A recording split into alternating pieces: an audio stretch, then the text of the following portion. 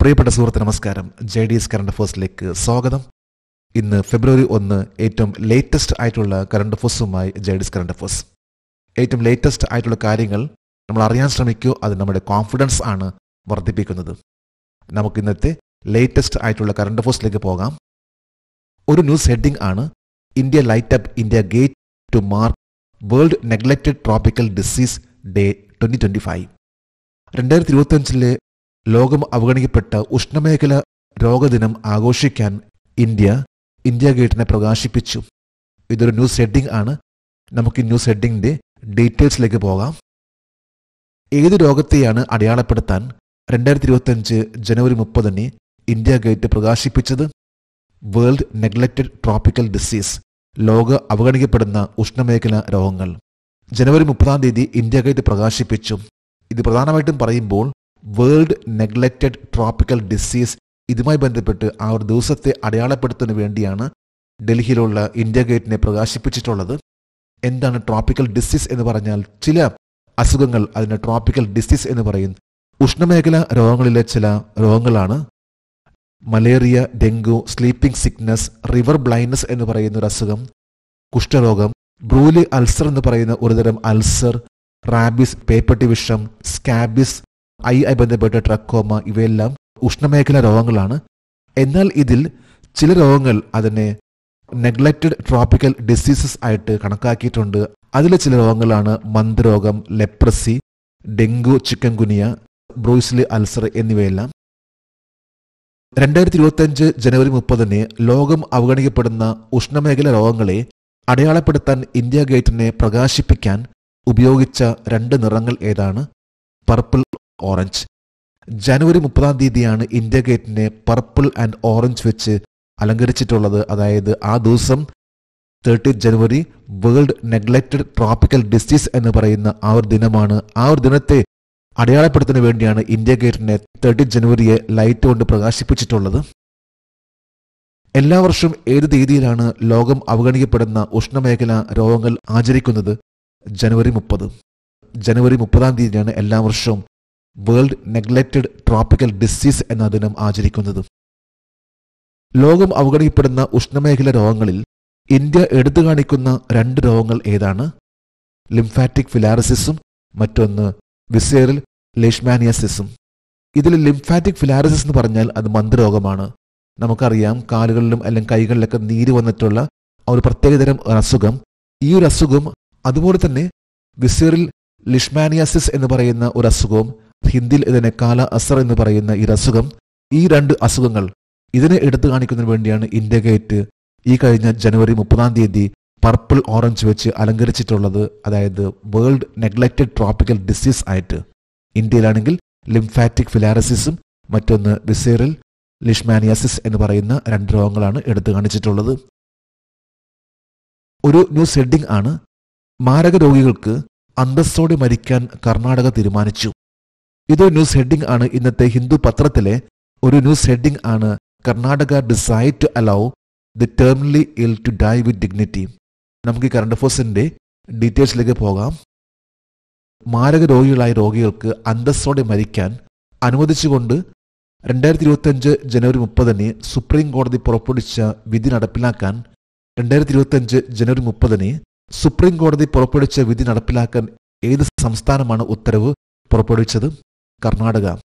അപ്പൊ കർണാടക ഈ കഴിഞ്ഞ ജനുവരി 31 അതായത് ഇന്നലെ കർണാടക സർക്കാർ എടുത്തിട്ടുള്ള തീരുമാനമാണ്. അതായത് മാരക രോഗികൾ അല്ലെങ്കിൽ ഏതെങ്കിലും തരത്തിലുള്ളവർക്ക് ഇനി അവർക്ക് ആരോഗ്യമായിട്ട് തിരിച്ചു വരാൻ സാധിക്കില്ല എന്ന് ഉറപ്പുള്ള അത്തരത്തിലുള്ള രോഗികൾ അവരെ ഡോക്ടറുടെ അനുവാദത്തോടുകൂടി അവരെ അന്തസ്സോടെ മരിക്കാൻ അനുവദിക്കുന്ന രീതിയിലുള്ള സുപ്രീം കോടതിയുടെ വിധിയാണ് നടപ്പിലാക്കാൻ തീരുമാനിച്ചിട്ടുള്ളത്. അതായത് അന്തസ്സോടുകൂടി മരിക്കാൻ അനുവദിച്ചുകൊണ്ട് സുപ്രീം കോടതി ഒരു വിധി പ്രഖ്യാപിച്ചിരുന്നു. ഇതനുസരിച്ച് കർണാടക 31 ജനുവരി ഈ കഴിഞ്ഞ ദിവസം ഓർഡർ പുറത്തിറക്കി. അതായത് ഇനി ആ ഒരു നിയമം ഇവിടെ നടപ്പിലാക്കാൻ പോകുന്നു എന്നൊരു നിയമമാണ്. ഇന്ത്യൻ ഭരണഘടനയുടെ ഏത് ആർട്ടിക്കിളാണ് ജീവിക്കാനുള്ള അവകാശം ഉൾക്കൊള്ളുന്നത്? ആർട്ടിക്കിൾ 21. അപ്പൊ ആർട്ടിക്കിൾ 21 പ്രകാരം ഇന്ത്യൻ ഭരണഘടനയുടെ ആ ഒരു നിയമപ്രകാരം റൈറ്റ് ടു ലൈഫ്, നമ്മുടെ ഫണ്ടമെന്റൽ റൈറ്റ്സ് ആണ്, മൗലിക അവകാശമാണ് റൈറ്റ് ടു ലൈഫ്. അതേപോലെ തന്നെ മറ്റൊരു പ്രധാനപ്പെട്ട സുപ്രീം കോടതിയുടെ പുതിയൊരു ഉത്തരവ് ഇറങ്ങിയിട്ടുള്ളത് റൈറ്റ് ടു ഡൈ എന്ന ലെവലിലുള്ള, അതായത് മാരക രോഗികൾ അവർക്ക് ഇനി വീണ്ടും തിരിച്ചു വരാൻ സാധിക്കില്ല എന്ന തരത്തിലുള്ള ഒരു പ്രശ്നം ഉള്ളവർക്ക് മാത്രമേ ഇത്ര റൈറ്റ് ടു ഡൈ എന്നുള്ളൂ. അതിന് ഡോക്ടേഴ്സിന്റെ പെർമിഷനോട് കൂടി തന്നെയാണ് സർക്കാർ നടപ്പിലാക്കുന്നത്. മാരക രോഗികളായ രോഗികളെ മരിക്കാൻ അനുവദിച്ചുകൊണ്ട് സുപ്രീം കോടതി ഏത് തീയതിയിലാണ് ഉത്തരവ് പുറപ്പെടുവിച്ചത്? 24 ജനുവരി 2023. 2 വർഷം മുമ്പ് 2023 ജനുവരി 24 തീയതി സുപ്രീം കോടതി ഒരു ഓർഡർ പുറത്തിറക്കിയിരുന്നു. അതായത് ടെർമിനലി ഇൽ പേഷ്യന്റ് ടു ഡൈ, മാരക രോഗികളായ രോഗികളെ മരിക്കാൻ അനുവദിച്ചുകൊണ്ടുള്ള സുപ്രീം കോടതിയുടെ ഒരു വിധി. ഇത് പ്രകാരമാണ് കർണാടക ഇത് നടപ്പിലാക്കാൻ പോകുന്നത്. ഹിന്ദു പത്രത്തിലെ ആ ഒരു ന്യൂസ് പ്രകാരം ഈ ഒരു നിയമം ആദ്യമായി നടപ്പിലാക്കിയിട്ടുള്ള സംസ്ഥാനം കേരളമാണ്. എന്നാൽ ടൈംസ് ഓഫ് ഇന്ത്യയിലാണെങ്കിൽ ഇത് നടപ്പിലാക്കിയിട്ടുള്ള ആദ്യത്തെ സംസ്ഥാനം എന്ന് പറയുമ്പോൾ അത് കർണാടകയാണെന്നും ഈ ഒരു ന്യൂസിൽ കൃത്യമായിട്ടൊരു ഐഡിയ ഇല്ല ഏത് സംസ്ഥാനമാണ് ആദ്യമായിട്ട് നടപ്പിലാക്കിയിട്ടുള്ളത്. കർണാടകയാണെന്ന് പറയുന്നു, കേരളമാണെന്ന് പറയുന്നുണ്ട്, ഈവൻ മഹാരാഷ്ട്രയാണെന്നും പറയുന്നുണ്ട്. ഒരു ന്യൂസ് ഹെഡിംഗ് ആണ് India GDP projected at 6.4% for financial year 2025. 2025 സാമ്പത്തിക വർഷത്തിൽ ഇന്ത്യയുടെ GDP വളർച്ച 6.4% ആയി പ്രവചിക്കപ്പെടുന്നു. ഇതൊരു ന്യൂസ് ഹെഡിംഗ് ആണ്. ഇന്ന് ഫെബ്രുവരി 1 ബഡ്ജറ്റ് അവതരിപ്പിക്കുന്ന ദിവസമാണ്. ഇതിന് തലേ ദിവസം, അതായത് ഇന്നലെ വന്നിട്ടുള്ള ഒരു റിപ്പോർട്ട് ആണ്. അതായത് ഇന്ത്യയുടെ ഏറ്റവും ലേറ്റസ്റ്റ് ആയിട്ടുള്ള റിപ്പോർട്ട് പ്രകാരം 6.4% ഫിനാൻഷ്യൽ ഇയർ 2025 ഇന്ത്യയുടെ ഗ്രോത്ത്, GDP ഗ്രോത്ത്. നമുക്ക് ഈ കറണ്ട് അഫയേഴ്സിന്റെ ഡീറ്റെയിൽസിലേക്ക് പോകാം. 2024-25 സാമ്പത്തിക സർവേ പ്രകാരം 2026 സാമ്പത്തിക വർഷത്തിൽ ഇന്ത്യയുടെ യഥാർത്ഥ മൊത്ത ആഭ്യന്തര ഉൽപാദന വളർച്ച എത്രയാണ് പ്രതീക്ഷിക്കുന്നത്? 6.3 മുതൽ 6.8%. ഇന്ത്യയുടെ വരാൻ പോകുന്ന financial year 2026 GDP growth rate 6.3 മുതൽ 6.8% ആയിരിക്കുമെന്നാണ് ഏറ്റവും ലേറ്റസ്റ്റ് ആയിട്ടുള്ള എക്കണോമിക് സർവേ 2024-25 എടുത്തു പറഞ്ഞിട്ടുള്ളത്. 2025 ജനുവരി 31 പാർലമെന്റിൽ 2024-25 സാമ്പത്തിക സർവേ അവതരിപ്പിച്ച ഇന്ത്യയുടെ മുഖ്യ സാമ്പത്തിക ഉപദേഷ്ടാവ് ആരാണ്? വി അനന്ത നാഗേശ്വരൻ. ഇന്ത്യയുടെ ഇപ്പോഴത്തെ ചീഫ് എക്കണോമിക് അഡ്വൈസർ അത് വി അനന്ത നാഗേശ്വരൻ ആണ്. ഇദ്ദേഹമാണ് 31 ജനുവരി, അതായത് ഇന്നലെ പാർലമെന്റിൽ ഏറ്റവും ലേറ്റസ്റ്റ് ആയിട്ടുള്ള എക്കണോമിക് സർവേ 2024-25 അത് പുറത്തിറക്കിയിട്ടുള്ളത്, റിലീസ് ചെയ്തിട്ടുള്ളത്. ഇത് പ്രകാരമാണ് GDP 6.3 to 6.8% ആയിരിക്കുമെന്ന് എടുത്തു പറഞ്ഞിട്ടുള്ളത്. 2024-25 സാമ്പത്തിക സർവേ പ്രകാരം 2025 സാമ്പത്തിക വർഷത്തിൽ ട്രെയിൻ യാത്രക്കാരുടെ ഗതാഗതത്തിൽ വളർച്ചാ ശതമാനം എത്രയായിരിക്കും? 8% വളർച്ചയും ചരക്ക് വരുമാനം 5.2% വർധനവും. ഏറ്റവും ലേറ്റസ്റ്റ് ആയിട്ടുള്ള റിപ്പോർട്ട് പ്രകാരം ട്രെയിൻ പാസഞ്ചേഴ്സിന്റെ എണ്ണം വർദ്ധിക്കാൻ പോവുകയാണ്. അതായത് 8% ഗ്രോത്ത് ആണ്, 8% ഗ്രോത്ത് ആണ് എടുത്തു പറഞ്ഞിട്ടുള്ളത്. അതുപോലെ തന്നെ ഫ്രൈറ്റ് റവന്യൂസ്, ചരക്ക് വരുമാനവും 5.2% വർധനമാണ് എടുത്തു കാണിച്ചിട്ടുള്ളത്. ഇതെല്ലാം എക്കണോമിക് സർവേ 2024-25 പ്രകാരമാണിത്. 2024-25 സാമ്പത്തിക സർവേ പ്രകാരം 2024 UPI ഇടപാട് എത്രയാണ്? 245 ലക്ഷം കോടിയിൽ കൂടുതൽ മൂല്യമുള്ള 172 ബില്യൺ ഇടപാടുകൾ. നമുക്കെല്ലാവർക്കും അറിയാവുന്ന ഒന്നാണ് UPI.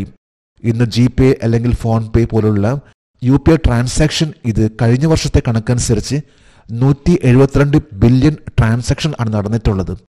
അതായത് 1 ബില്യൺ എന്ന് പറഞ്ഞാൽ 100 കോടി. അങ്ങനെയാണെങ്കിൽ 17,200 കോടി ട്രാൻസാക്ഷൻ ആണ് ഏറ്റവും ലേറ്റസ്റ്റ് ആയിട്ടുള്ള എക്കണോമിക് സർവേ പ്രകാരം എടുത്തു പറഞ്ഞിട്ടുള്ളത്. 245 ലക്ഷം കോടിയുടെ ട്രാൻസാക്ഷൻ ആണ് നടന്നിട്ടുള്ളത്. 2024 സാമ്പത്തിക സർവേ പ്രകാരം 2024 ഡിജിറ്റൽ പേയ്മെന്റുകളുടെ ശതമാനം എത്രയാണ്? 83%. ഇന്ന് നമ്മൾ ഉപയോഗിക്കുന്ന GPay അല്ലെങ്കിൽ ഫോൺ പേ പോലുള്ള നിരവധി UPI ട്രാൻസാക്ഷൻ, ഇതിൽ ഇപ്പോൾ 83% ആളുകൾ GPay അല്ലെങ്കിൽ ഫോൺ പേ, റൂപേ ഇവയെല്ലാം ഉപയോഗിച്ചുകൊണ്ട് ഒരു ഡിജിറ്റൽ ട്രാൻസാക്ഷൻ ആണ് നടത്തിക്കൊണ്ടിരിക്കുന്നത്. അതായത് ഇപ്പോൾ കേവലം 17% ആളുകൾ മാത്രമേ ക്യാഷ് ആയിട്ട് അത് ചിലവഴിക്കുന്നുള്ളൂ.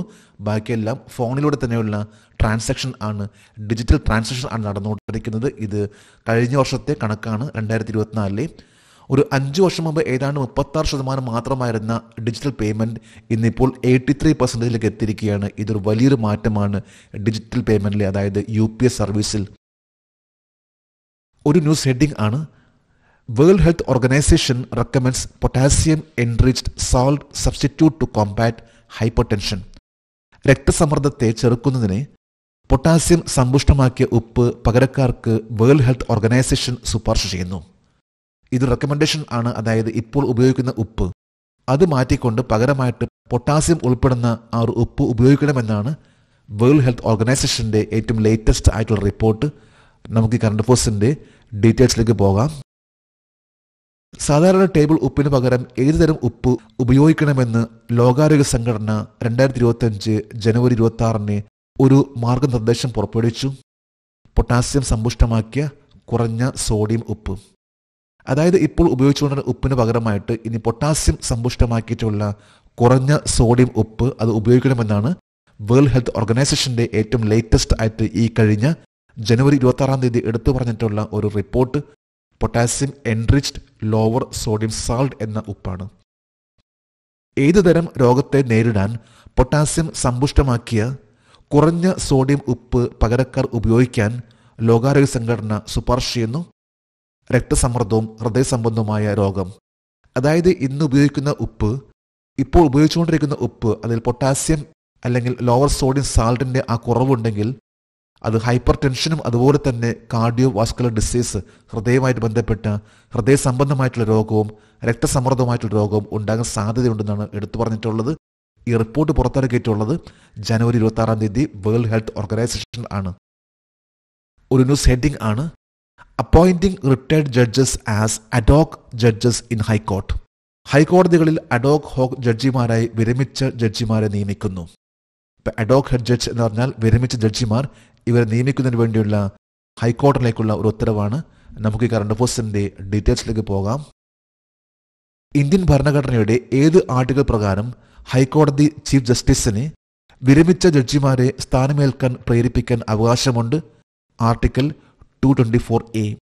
ആർട്ടിക്കിൾ 224A പ്രകാരം ഹൈക്കോടതിയിലെ ചീഫ് ജസ്റ്റിസിന് വിരമിച്ച ജഡ്ജിമാരെ അവരെ ജഡ്ജിമാരായിട്ട് വീണ്ടും അവരുടെ സേവനത്തിന് വേണ്ടി പ്രേരിപ്പിക്കാൻ അവകാശമുണ്ട് എന്ന ഒരു വിധിയാണ് സുപ്രീം കോടതിയുടെ ലേറ്റസ്റ്റ് ആയിട്ടുള്ള ഒരു തീരുമാനം. 2025 ജനുവരി 30 സുപ്രീം കോടതി ഉത്തരവ് പ്രകാരം ഓരോ ഹൈക്കോടതിക്കും എത്ര അഡോക് ജഡ്ജിമാരെ നിയമിക്കാൻ കഴിയും? 2 മുതൽ 5 വരെ. അതായത് ലേറ്റസ്റ്റ് ആയിട്ട് സുപ്രീം കോടതിയുടെ ഉത്തരവ് പ്രകാരം ജനുവരി 30 പുറത്തിറക്കിയിട്ടുള്ള റിപ്പോർട്ട് പ്രകാരം ഓരോ ഹൈക്കോടതി ചീഫ് ജസ്റ്റിസിനും 2 മുതൽ 5 വരെ അഡോക് ജഡ്ജിമാരെ നിയമിക്കാൻ കഴിയും. അതായത് വിരമിച്ച ജഡ്ജിമാരെ നിയമിക്കാൻ കഴിയുന്ന ഒരു നിയമമാണ് വന്നിട്ടുള്ളത്. ഇത് ആർട്ടിക്കിൾ 224A പ്രകാരമുള്ള ഒരു നിയമനമായിരിക്കുള്ളൂ നടക്കാൻ പോകുന്നത്. ഇന്നത്തെ കറണ്ട് അഫയേഴ്സിലെ ലാസ്റ്റ് ഹെഡിംഗ് ആണ്, Bumrah and Smriti get the top honours in the BCCI award. BCCI അവാർഡുകളിൽ ബുംറയ്ക്കും സ്മൃതിക്കും ഉന്നത ബഹുമതികൾ. ഏറ്റവും ലേറ്റസ്റ്റ് ആയിട്ടുള്ള കറണ്ട് അഫയേഴ്സ് ആണ്, സ്പോർട്സ് ആയി ബന്ധപ്പെട്ട കറണ്ട് അഫയേഴ്സ്. നമുക്കിതിൻ്റെ ഡീറ്റെയിൽസിലേക്ക് പോകാം. 2023-24 മികച്ച അന്താരാഷ്ട്ര ക്രിക്കറ്റർക്കുള്ള BCCIയുടെ പോളി ഉമിഗ്ര അവാർഡിന് പുരുഷ വിഭാഗത്തിൽ ആരെയാണ് തിരഞ്ഞെടുത്തത്? ജസ്പ്രീത് ബുംറ. പോളി ഉമിഗ്ര അവാർഡ്, ഈ അവാർഡ് ഏറ്റവും ലേറ്റസ്റ്റ് ആയിട്ട് ഇപ്പോൾ BCCI പ്രഖ്യാപിച്ചു. ഇത് പ്രകാരം ജസ്പ്രീത് ബുംറയ്ക്കാണ് മികച്ച അന്താരാഷ്ട്ര ക്രിക്കറ്റർക്കുള്ള അവാർഡ് നൽകുന്നത്. ഏറ്റവും ലേറ്റസ്റ്റ് ആയിട്ട് പറയുമ്പോൾ ഈ കഴിഞ്ഞ ICCയുടെ cricketer of the year award ലഭിച്ച വ്യക്തിയാണ് ജസ്പ്രീത് ബുംറ. 2023-24 മികച്ച അന്താരാഷ്ട്ര ക്രിക്കറ്റർക്കുള്ള BCCIയുടെ പോളി ഉമിഗ്ര അവാർഡിന് വനിതാ വിഭാഗത്തിൽ ആരെയാണ് തിരഞ്ഞെടുത്തത്? സ്മൃതി മന്ദാന. അപ്പോൾ സ്മൃതി മന്ദാന ലേറ്റസ്റ്റ് ആയിട്ടുള്ള ഒരു അവാർഡ് എന്ന് പറയുമ്പോൾ ICCയുടെ വുമൻസ് കാറ്റഗറിയിൽ one day international cricketer of the year ആയിട്ട് അവാർഡ് നേടിയിട്ടുള്ള താരമാണ്. ഇപ്പോൾ വന്നിട്ടുള്ള ഒന്നെന്ന് പറഞ്ഞാൽ BCCI പോളി ഉമിഗ്ര അവാർഡ് പ്രഖ്യാപിച്ചു. ഇത് പ്രകാരം സ്മൃതി മന്ദാനയ്ക്കാണ് അവാർഡ് ലഭിക്കുന്നത്. പോളി ഉമിഗ്ര ഇദ്ദേഹം ഇന്ത്യയിലെ ഒരു പ്രൊഫഷണൽ ക്രിക്കറ്റ് താരമായിരുന്നു. അദ്ദേഹത്തിൻ്റെ പേരിലാണ് ഈ ഒരു അവാർഡ് പ്രഖ്യാപിക്കുന്നത്.